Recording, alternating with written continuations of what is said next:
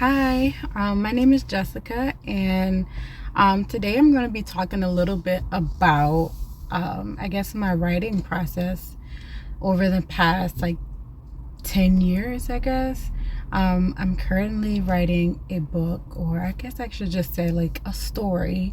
Um, it's a fantasy novel, and so there's a lot of things that come with it.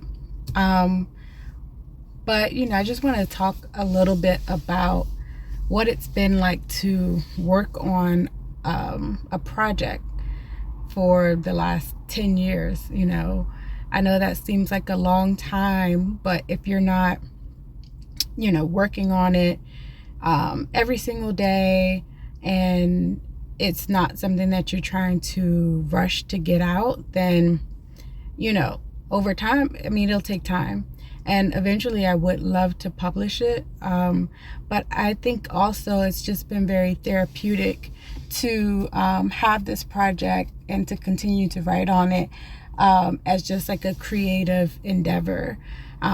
Just how if someone likes to paint or they're a crafter or something like that, well, it's getting a little hot. They might paint without selling or without trying to make money from it. They just may paint because it makes them happy.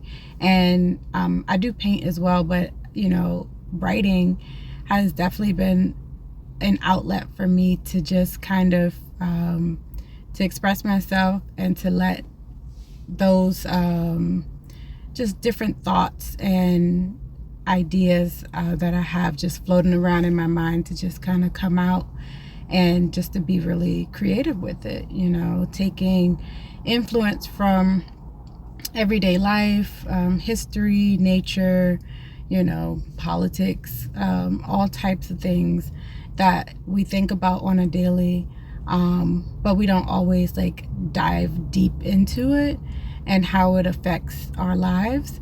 And so creating a story and characters around different things or topics that I felt are quite close to my heart has been an experience of its own. And so, for me, this book started with two paintings that I had that I felt were related in some way, and I created a story surrounding those paintings that I did. And then the story just kind of snowballed from there. And it was, like I said, it wasn't something that I worked on every day. Sometimes there were years where maybe I just did like a paragraph or something like that. Because, in the process, I've been doing other things. I wouldn't say that I've ever put it on the back burner because I talk about it a lot. But I haven't always written just pages and pages at a time, except for up until this year, maybe last year. And that's when I really started putting more effort into it and actually creating days when I write. So right now, I mean, I can write any day, obviously, but right now I have Tuesdays and Thursdays that I dedicate to at least writing something. So today I wrote maybe a half a page or something like that. It's I wouldn't say, it's almost like it's a daunting experience because there's a lot that goes into it. It's very detailed. I have maps that correlate with the different places, at least the main places that I speak of. They have their landmarks, and there are lots of characters. So I wouldn't say it's a fun novel, but it would be a very interesting read, I would say. It's a novel where it's an adult novel, but if a young adult were to read it, they would still be able to follow.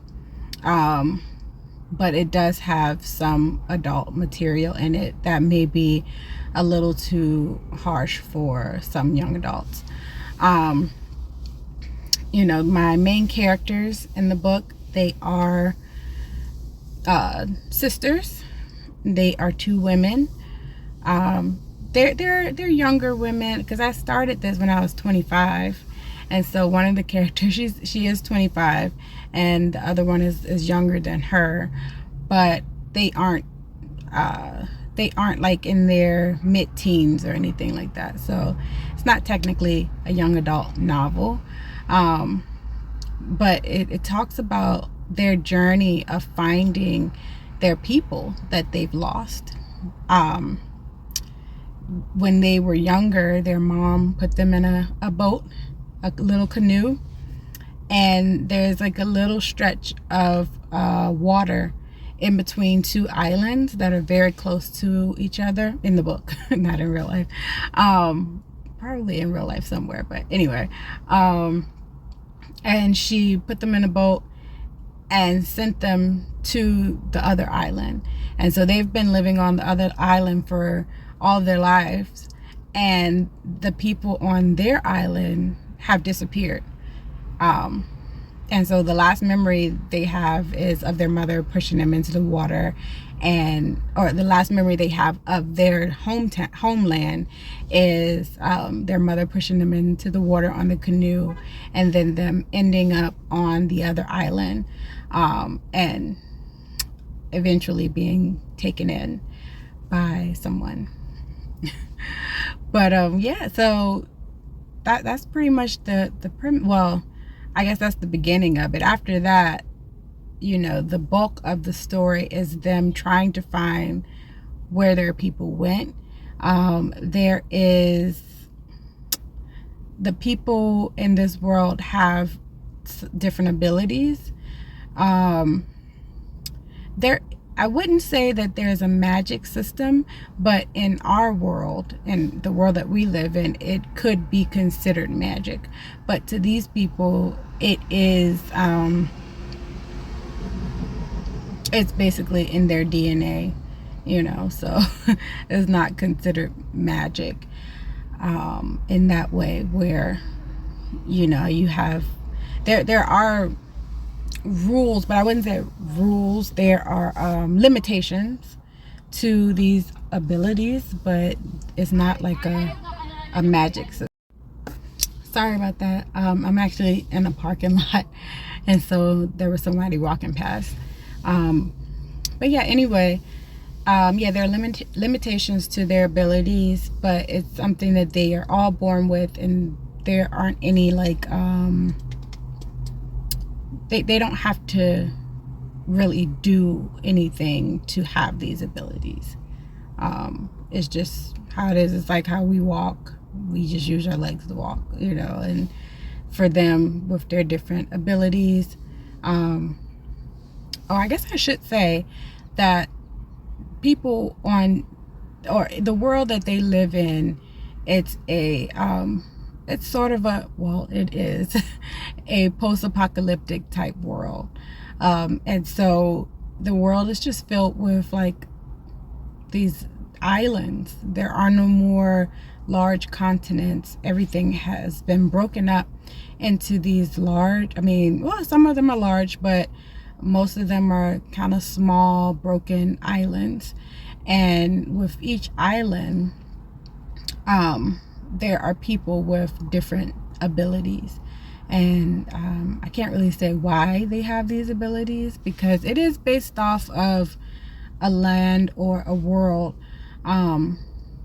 that is, I guess, would be considered our future, like the future of our world. So it is within our world. It's not like a different place or universe all together. It's Earth, it's our world, but some things have just happened to where the world looks different, and the people are different genetically.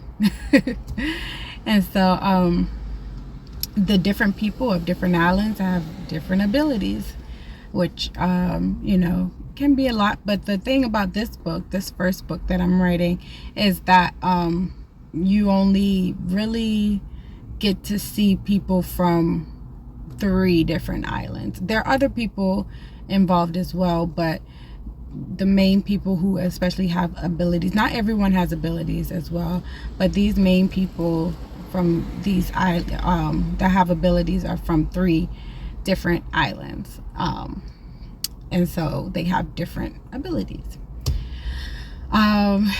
So I guess I don't really know where I wanted to go with this video, but I think it was just kind of an introduction to my story, because I do want to put content on this channel about you know, just my process, and like any updates that I have about the writing.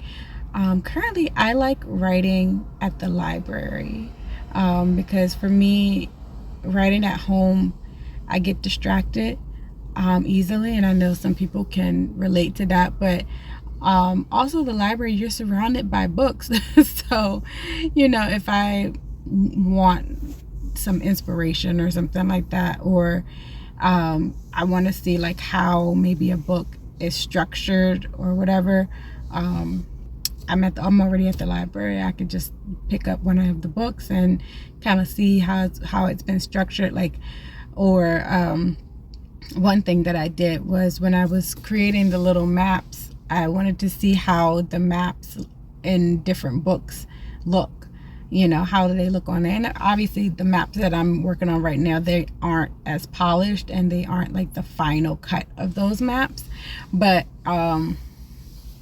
you know, it's a start, and it helps me to be able to visualize the different places, because there's a lot going on, and I want to be able to know where these 2 sisters are at each time, because they do end up separating at some point. And you know, the island that they're on for most of the story has a lot of different components to it, and different towns and landmarks, and natural landmarks and different things like that. And so yeah, creating the map definitely helped out a lot with knowing where everyone's path is. But yeah, the library has definitely been a good place for me to go to get writing done. You know, I don't know, I've always liked the library anyway, so it works for me. You know, sometimes I might do some writing outside. Yeah, just anywhere where I can gain a little bit of inspiration as well. So I mean, if you want to kind of come on along with this journey to see how everything works out, you know, when I publish it, if I publish, no, I really do want to publish it, but just like following along with somebody's creative endeavors, and seeing where it goes, yeah, feel free to come back. I should be posting some things here and there about that, but this channel isn't just for my writing, but I definitely wanted to incorporate that into this video, into this channel as well, because it's something that I've been working on and I want to share. So yeah, thank you for listening, and hopefully I'll see you again.